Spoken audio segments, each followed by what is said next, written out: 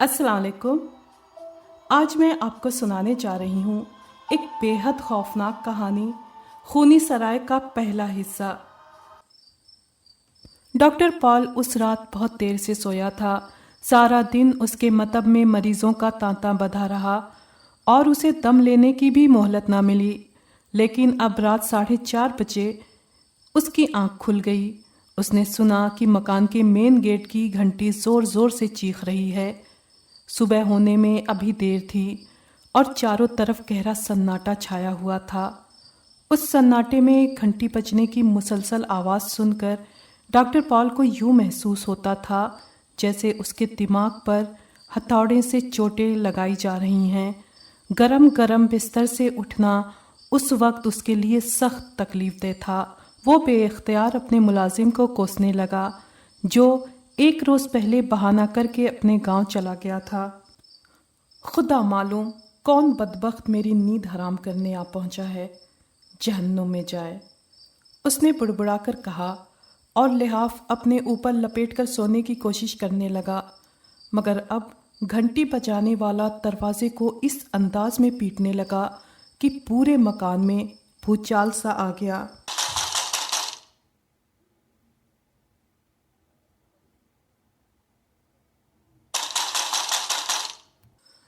کئی منٹ تک یہی کیفیت رہی اور جب ڈاکٹر پال کی نیند اڑ گئی اور اسے یقین ہو گیا کہ دستک دینے والا ٹلنے والی چیز نہیں، تو وہ طیش میں آ کر بستر سے نکلا اور ڈریسنگ گاؤن پہن کر لڑکھڑاتی چال چلتا ہوا صدر دروازے کی طرف گیا۔ دروازہ کھول کر جوں ہی اس نے باہر تاریکی میں جھانکا، تبھی ایک شخص دروازے میں گھس کر مکان میں آ گیا اور زور سے دروازہ بند کر کے چٹکنی لگا دی۔ پھر اس نے اپنے کانپتے ہوئے ہاتھ سے ڈاکٹر کا بازو پکڑ لیا۔ ڈاکٹر نے جھٹکا دے کر اپنا بازو چھڑانا چاہا، لیکن اجنبی نے اس کا ہاتھ اور سختی سے جکڑ لیا اور ہانپتے ہوئے بولا، مجھے بتایا گیا ہے کہ اس مکان میں ایک ڈاکٹر رہتا ہے، ڈاکٹر پال۔ کیا تمہارا نام ہی ڈاکٹر پال ہے؟ اگر تم ڈاکٹر نہیں تو مجھے ڈاکٹر کے پاس لے چلو۔ ڈاکٹر نے جواب دینے سے پہلے پراسرار اجنبی کا نہایت سکون سے اوپر سے نیچے تک معائنہ کیا، پھر مطمئن ہو کر کہ تشویش کی کوئی بات نہیں ہے، اس نے اجنبی کا ہاتھ پکڑا اور اسے اپنی لائبریری میں لے آیا، جہاں آتش دان میں آگ کی مدھم شعلے ابھی تک رقص کر رہے تھے اور کمرہ خاصا گرم تھا۔ اس نے لکڑی کا ایک موٹا سا کندہ آتش دان میں جھونکتے ہوئے کہا، ہاں، مجھے ہی ڈاکٹر پال کہتے ہیں۔ تب خدا کے واسطے مجھے بتاؤ، کیا میں پاگل ہوں؟ ایک مرتبہ پھر ڈاکٹر نے اس بے وقت کے ملاقاتی کو بغور دیکھا۔ اس کا حلیہ بڑا عجیب سا تھا، سر کے موٹے بال الجھے ہوئے اور گرد آلود، بدن کے کپڑے تار تار اور چہرہ جس کے نقوش صاف تھے خون سے تر تھا۔ اس کی آنکھوں سے خوف و ہراس اور بھررائی ہوئی آواز میں کپکپاہٹ اور ڈر صاف جھلک رہا تھا۔ ڈاکٹر نے ایک کرسی کی طرف اشارہ کر کے اسے بیٹھنے کے لیے کہا، جس پر اجنبی تھم سے گر گیا۔ تم زخمی بھی ہو، ٹھہرو، میں ابھی تمہاری داستان سنتا ہوں۔ ڈاکٹر نے الماری کھول کر برانڈی کی بوتل نکالی اور گلاس بھر کر اجنبی کو دیتے ہوئے کہا، پہلے اسے پی لو۔ اس نے ایک ہی گھونٹ میں گلاس ختم کر دیا۔ دھیرے دھیرے اس کے اوسان بحال ہونے لگے اور چہرے پر پھیلے ہوئے ڈر کے آثار دھیرے دھیرے غائب ہو گئے۔ کچھ منٹ تک کمرے میں خاموشی چھائی رہی۔ آخر اجنبی نے اپنی رام کہانی اس طرح شروع کی، ڈاکٹر صاحب، میرا نام فرینک میتھیون ہے اور میں لندن کا رہنے والا ہوں۔ پیشہ فوٹوگرافی ہے۔ میں براسے اینڈ بلیک کمپنی میں ملازم ہوں۔ کمپنی کے کام سے مجھے اس علاقے میں کچھ تصویریں لینے کے لیے آنا پڑا۔ میں اس علاقے سے بالکل انجان ہونے کی وجہ سے پچھلے 15 دنوں سے طرح طرح کے دیہاتوں میں بھٹکتا پھر رہا ہوں، لیکن مجھے جیسی تصویریں چاہیے تھیں ویسی تصویریں حاصل کرنے میں کامیابی نہیں ہوئی۔ آخر میں نے ورکنگٹن اور وائٹ ہیون کے ضلعوں کا دورہ کرنے کا فیصلہ کیا۔ میرا ارادہ وائٹ ہیون کے رائل ہوٹل میں رکنے کا تھا، جس کے بارے میں نے سنا تھا کہ وہاں نہانے اور کھانے کی بہترین سہولتیں اویلیبل ہیں۔ چنانچہ پچھلی رات میں اپنی موٹر سائیکل پر بیٹھ کر روانہ ہوا۔ یہ تمام راستہ بے حد ویران، سنسان اور دلدلی میدانوں پر مشتمل ہے۔ رات بھی معمول سے زیادہ سرد اور تاریک تھی۔ میں اپنی دھن میں مست موٹر سائیکل اڑائے وائٹ ہیون کی طرف چلا جا رہا تھا۔ تبھی میں نے محسوس کیا کہ موٹر سائیکل کی رفتار خود بخود دھیمی پڑ رہی ہے۔ تھوڑی دیر بعد وہ ہانپنے لگی اور آگے چلنے سے انکار کر دیا۔ میں نے موٹر سائیکل سے اتر کر اس کا معائنہ کیا اور یہ معلوم کر کے دل دھک دھک کرنے لگا کہ پیٹرول کی ٹنکی تقریباً خالی ہو چکی ہے۔ اس میں دراصل ایک ننھا سا سوراخ تھا جس میں سے پیٹرول ٹپک ٹپک کر تمام راستے گرتا آیا تھا۔ میں نے جلدی سے چوئنگم کی گولی چبا کر اس کا ربڑ اس سوراخ پر لگایا تاکہ جو تھوڑا سا پیٹرول باقی بچ رہا ہے وہ ضائع نہ ہو۔ میری بدقسمتی دیکھیے کہ فالتو پیٹرول کا ڈبہ جو میں ہمیشہ اپنے سفر میں ساتھ رکھتا ہوں بالکل خالی تھا۔ حالانکہ میں نے گیراج والوں کو ہدایت کر دی تھی کہ یہ ڈبہ پیٹرول سے بھر دیں، مگر وہ بھول گئے تھے۔ خدا کا نام لے کر میں نے موٹر سائیکل دوبارہ اسٹارٹ کی۔ میں اس ویران علاقے سے بہت جلد نکل جانے کے لیے بے چین تھا، مگر کیا معلوم تھا کہ قسمت کو کچھ اور ہی منظور ہے۔ ابھی میں بمشکل 1.25 میل ہی گیا تھا کہ موٹر سائیکل نے پھر چلنے سے جواب دے دیا۔ آپ شاید میری وحشت اور پریشانی کا صحیح اندازہ نہ کر سکیں جو اس وقت مجھ پر طاری ہوئی۔ میرے اندازے کے مطابق نزدیکی گاؤں کم از کم 6 میل پر تھا۔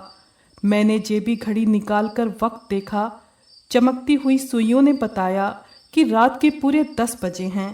میرے چاروں طرف گھپ اندھیرا چھایا تھا اور ہوا میں خنکی لمحہ بلمحہ بڑھتی جاتی تھی۔ میں نے آنکھیں پھاڑ پھاڑ کر چاروں طرف پناہ لینے کے لیے کوئی مکان یا کسی کسان کی جھوپڑی تلاش کرنے کی کوشش کی، مگر اس ہولناک سناٹے کو دیکھتے ہوئے معلوم ہوتا تھا کہ صدیوں سے اس ویرانے میں کسی انسان نے قدم نہیں رکھا۔ اور پھر میں نے محسوس کیا کہ دھند کا ایک گہرا بادل جو چاروں طرف سے مجھے اپنے حلقے میں لینے کے لیے آہستہ آہستہ میری طرف پڑ رہا ہے۔ اس موقع پر اجنبی تھوڑی دیر کے لیے رکا اور پھر بولا، مجھے یہ ماننا پڑے گا کہ اس دھند کو دیکھ کر میری وحشت اور پریشانی میں اضافہ ہو گیا۔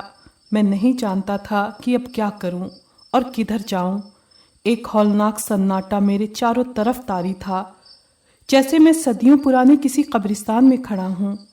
دھند نے آخر مجھے اپنی لپیٹ میں لے لیا اور میں نے یوں محسوس کیا جیسے کسی اندیکھی آسیبی قوت نے میرے سوچنے سمجھنے کی ساری طاقت ختم کر دی ہو۔ ڈاکٹر صاحب، یقین کیجئے کہ اپنے دوستوں کے گروپ میں مجھے بزدل نہیں سمجھا جاتا اور کئی مرتبہ مختلف ڈراؤنے واقعات سے گزر چکا ہوں، لیکن اس دھند میں اپنے آپ کو قید پاتے ہوئے مجھے یقین ہو رہا تھا کہ اس میں کسی آسیبی طاقت کا دخل ضرور ہے، اور میری چھٹی حس مجھے یہ بتاتی تھی کہ یہ طاقت میرے ہی کہیں آس پاس موجود ہے۔ پھر میں نے اپنے کندھوں پر ایک زبردست دباؤ محسوس کیا اور مجھے یوں معلوم ہوا کہ ایک اندیکھی آسیبی قوت مجھے ایک طرف بڑھنے کے لیے مجبور کر رہی ہے۔ میں نے بڑی کوشش کی کہ اس طرف نہ جاؤں، لیکن بے بس تھا۔ ایک بے جان لاش کی طرح گھنی خاردار جھاڑیوں کی طرف بڑھنے لگا، جن کے بیچ دروازے کی شکل صورت کا ایک بہت بڑا سوراخ یعنی ہول مجھے قریب جانے پر دکھائی دیا۔ جو ہی میں اس سوراخ میں داخل ہو کر دوسری جانب نکلا، میرے کندھوں پر رکھا ہوا ناقابل برداشت بوجھ فوراً دور ہو گیا۔ شاید اس آسیب نے اب میرا پیچھا چھوڑ دیا تھا۔ میں نے دیکھا کہ وہ گہری دھند جسے دیکھ کر دہشت طاری ہوتی تھی، دھیرے دھیرے فضا میں گھل کر غائب ہو گئی۔ میں نے اب چاروں طرف دیکھنے کی کوشش کی اور پھر میرا دل جیسے خوشی سے ناچ اٹھا اس ویرانے میں پناہ لینے کے لیے آخر ایک مکان دکھائی دے ہی گیا۔ سرائے کی طرز کا ایک بہت پرانا مکان تھا جس کے چاروں طرف جھاڑیاں اور لمبی گھاس کثرت سے اگی ہوئی تھی۔ گزرے زمانے کے سبب اس سرائے کی دیواروں کا رنگ کالا پڑ گیا تھا، یا اس کھپ اندھیرے میں مجھے ہی سیاہ نظر آ رہا تھا۔ بہرحال بے چارگی اور مصیبت کے وقت اس سرائے نما مکان کا دکھائی دینا میرے لیے سمندر میں روشنی کے مینار سے کہیں زیادہ اہم تھا۔ مجھے یقین تھا یہ مکان ضرور آباد ہوگا، اور بے شک رات کافی جا چکی تھی، مگر مکان کا مالک یا جو کوئی بھی اس مکان میں رہتا ہے ایک اجنبی کے لیے دروازہ کھولنے میں کوئی ناراضگی محسوس نہیں کرے گا۔ یہ خیال آتے ہی گرم گرم چائے، ابلے ہوئے انڈے، بکرے کی بھنی ہوئی ران کی تصویریں میری نظروں کے سامنے رقص کرنے لگیں۔ مجھے اپنے آپ پر ہنسی آئی۔ چند منٹ پہلے مجھ پر دہشت اور خوف کی جو زبردست کیفیت طاری تھی، وہ اب سکون اور اطمینان میں بدل چکی تھی۔ انسان کی فطرت بھی عجیب ہے۔ ہاتھ کو ہاتھ سجائی نہ دینے والے ایسے اندھیرے میں سرائے کا راستہ تلاش کرنا بھی ایک کارنامہ تھا۔ پھر قدم قدم پر کانٹوں بھری جھاڑیاں، لیکن جلد ہی مجھے سرائے کو جانے والا راستہ نظر آ گیا۔ قریب پہنچ کر اس عمارت کے دھندلے نقوش واضح طور پہ یعنی صاف طور پر دکھائی دینے لگے۔ دور سے یہ چھوٹی دکھائی دی تھی، مگر اصل میں یہ بڑی عمارت تھی۔ اس کے اونچے دروازے پر کچھ لکھا ہوا تھا جو میں کوشش کے باوجود پڑھ نہ سکا۔ اونچے اونچے درختوں کے ایک زبردست جھنڈ نے اس عمارت کو اپنے حلقے میں لے رکھا تھا، یعنی بیچ میں لے رکھا تھا۔ ایک عجیب بات میں نے یہ دیکھی کہ عمارت کے چاروں طرف وہی پراسرار دھند پھیلی ہوئی تھی، لیکن یہ دھند اپنی جگہ رکی ہوئی تھی۔ میں نے دھڑکتے دل کے ساتھ دروازے پر زور سے دستک دی۔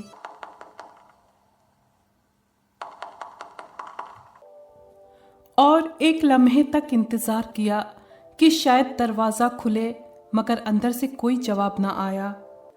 تب میں نے کئی مرتبہ اور زور سے دروازہ کھٹکھٹایا۔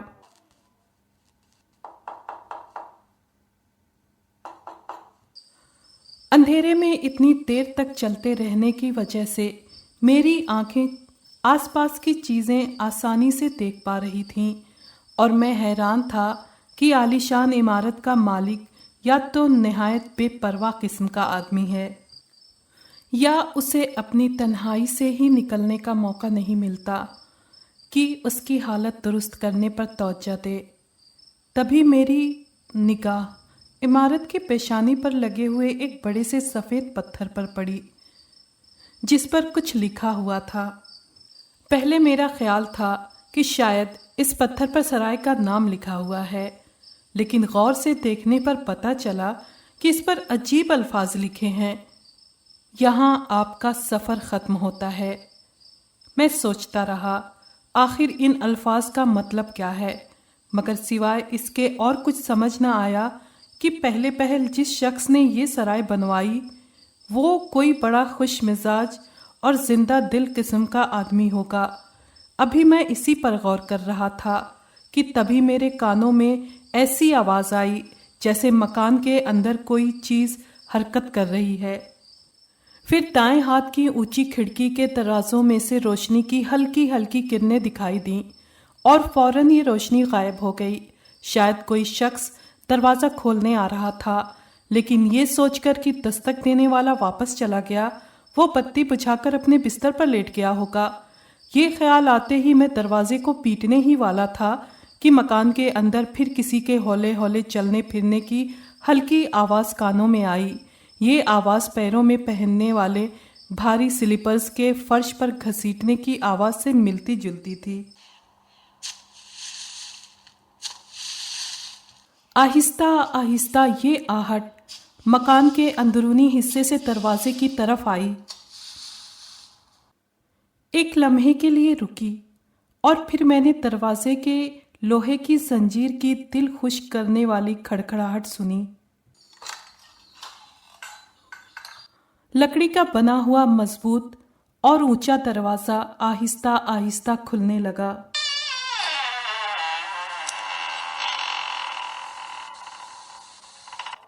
دروازہ کھلا اور مجھے پہلے اپنے سامنے ایک آدمی کھڑا دکھائی دیا۔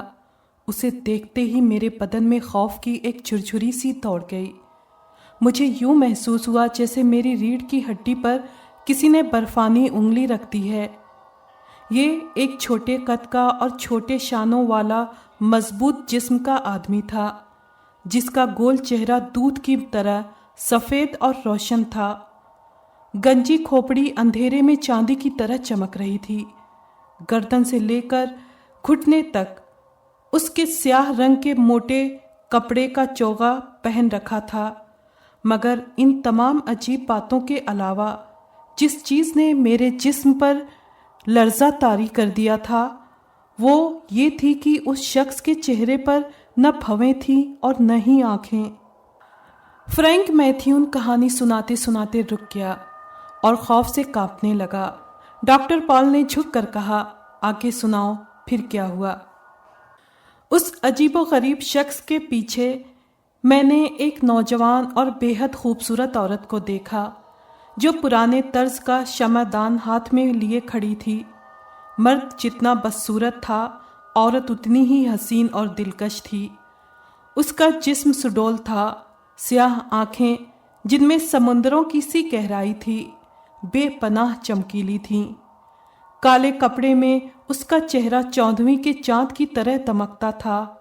اوہ، میں اس کا چہرہ کبھی نہ بھول سکوں گا، مگر اس خوبصورت اور دلکش چہرے پر ایک چیز ایسی تھی جسے دیکھتے ہی میرے دل میں اس عورت کے لیے نفرت اور کراہیت کے شدید ترین جذبات پیدا ہو گئے، خدا جانے کیوں۔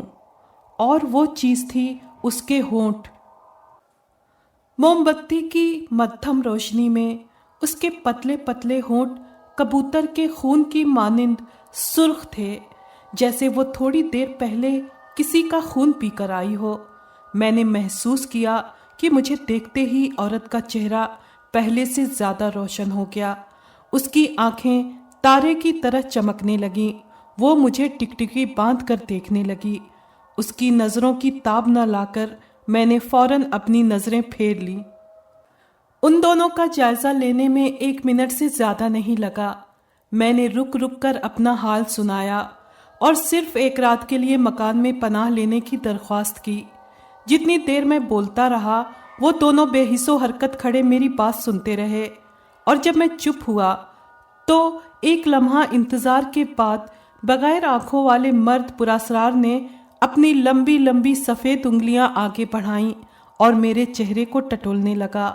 شاید وہ یہ اندازہ لگا رہا تھا کہ میں کوئی اٹھائی گرا یا بدماش تو نہیں، مگر فوراً ہی اس حسین عورت نے جھک کر مرد کے کان میں آہستہ سے کہا، کافی ہے، اسے اندر آنے دو۔ میں نے یہ بات سن لی، مگر سمجھ نہ سکا کہ کافی ہے سے اس عورت کا کیا مطلب تھا۔ مرد ایک طرف ہٹ گیا اور مجھے مکان میں داخل ہونے کا اشارہ کیا۔ اس کے باوجود کہ میں اس مکان کی بناوٹ، اس میں رہنے والے ان 2 پراسرار افراد کی شکل و صورت، ان کے کپڑے اور ان کے بات کرنے کے طریقے سے کسی قدر پریشان ہو گیا تھا، بے چین ہو گیا تھا، اس کے باوجود اب میرے لیے مکان میں داخل ہونے کے علاوہ کوئی چارہ نہ تھا۔ کیا میں اپنے آپ کو اس ویران اور دلدلی علاقے کے رحم و کرم پر چھوڑ دیتا اور صبح ادھر سے گزرنے والے سردی سے اکڑی ہوئی میری لاش پاتے؟ خدا کا نام لے کر مکان میں داخل ہوا۔ مجھے معلوم نہیں کہ وہ سفید چہرے والا مرد کس طرف چلا گیا، البتہ عورت نے مجھے اپنے پیچھے پیچھے آنے کا اشارہ کیا اور پہلی منزل کے ایک کمرے میں لے گئی۔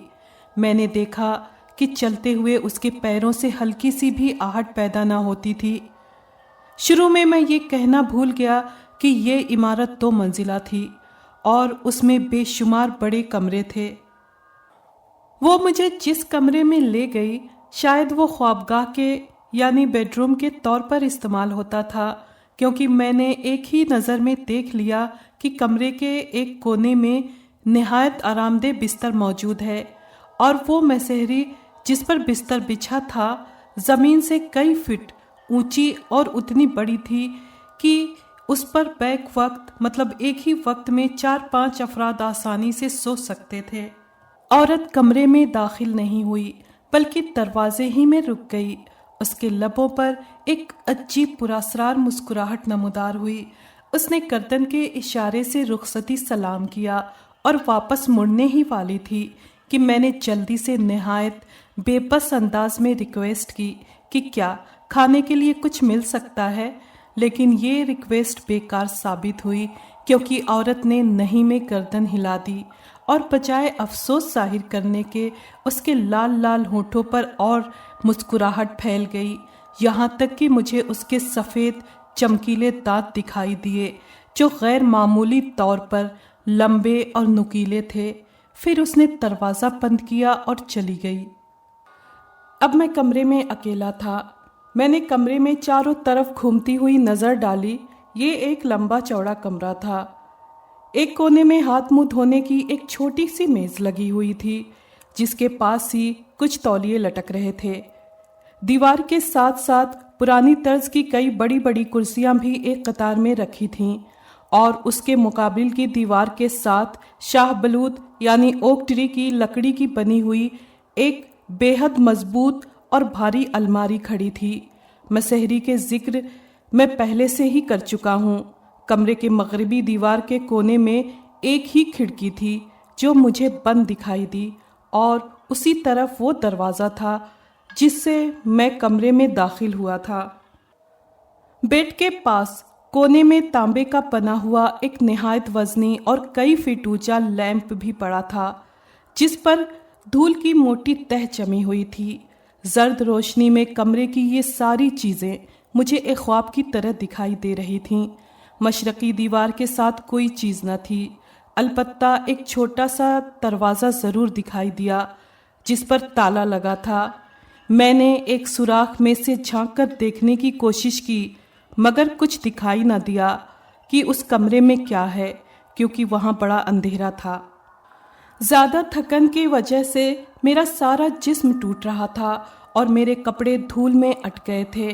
میں نے سوچا اگر اس وقت گرم گرم پانی سے نہا لوں تو کیا ہی اچھا ہو، مگر افسوس کہ یہاں نہانے کا انتظام نہیں۔ میں نے سونے کی تیاریاں شروع کیں اور اپنا کوٹ اتارا۔ تب مجھے پھر اس حسینہ کا خیال آیا جو مجھے اس کمرے میں پہنچا گئی تھی۔ میں نے اپنے جی میں کہا سمجھ میں نہیں آتا آخر ایسی حسین اور جوان عورت اس اندھے مرد کے ساتھ اس ویران مکان میں کیوں ہے، اور وہ آدمی تو مجھے اس دنیا کی مخلوق ہی نہیں معلوم ہوتا۔ ضرور کوئی بدروح ہے، مگر اس بدروح کے ساتھ اس عورت کا کیا تعلق ہے؟ جسم کے ساتھ میرا ذہن بھی تھک گیا تھا، اس لیے میں اپنے ہی سوال کا کوئی تسلی بخش جواب نہ دے سکا۔ البتہ میں نے یہ طے کر لیا کہ صبح ضرور اس عورت سے اس معمے کا حل معلوم کرنے کی کوشش کروں گا۔ بستر پر لیٹتے ہوئے ایک دفعہ پھر میرے دل میں گرم گرم پانی سے نہانے کی زبردست خواہش پیدا ہوئی۔ تب مجھے یاد آیا ممکن ہے وہ چھوٹا سا دروازہ جس میں تالا لگا ہے کسی غسل خانے کا دروازہ ہو۔ اسے کسی ترکیب سے کھولنا تو چاہیے۔ میں بستر سے اٹھ کر اس دروازے کے قریب گیا اور اس دروازے کو بڑے دھیان سے چیک کیا، پھر ہاتھوں کی پوری طاقت سے اسے کھولنے کی کوشش کی، مگر اس میں اندر کی طرف تالا لگا تھا۔ میں ہمیشہ کئی قسم کی چابیوں کا گچھا اپنے ساتھ رکھتا ہوں۔ میں نے کوٹ کی جیب سے یہ گچھا نکالا اور باری باری ہر چابی تالے کے سوراخ میں آزمانے لگا اور ایک چابی سے تالا کھل گیا۔ دروازہ کھلتے ہی دل خوش ہو گیا کیونکہ یہ واقعی غسل خانہ ہی تھا، مگر تھا بے حد گندا۔ خدا معلوم کتنے عرصے سے اس میں صفائی نہیں ہوئی تھی۔